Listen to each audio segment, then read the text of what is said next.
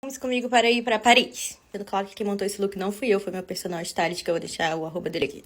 É um vestidinho meio midi, sabe? Ele vai até aqui assim, o joelho, apertadinho.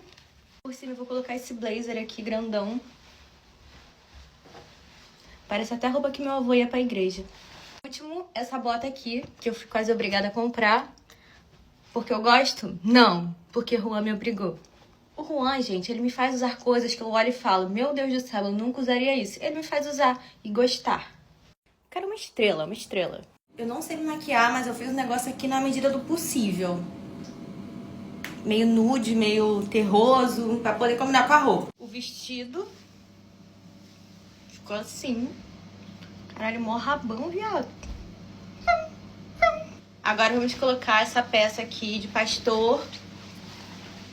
A gente tem que confiar no processo, né? Independente de qualquer coisa.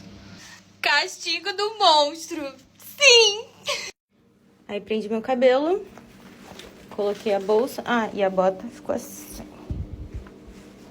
E aí, quantas curtidas o Juan merece?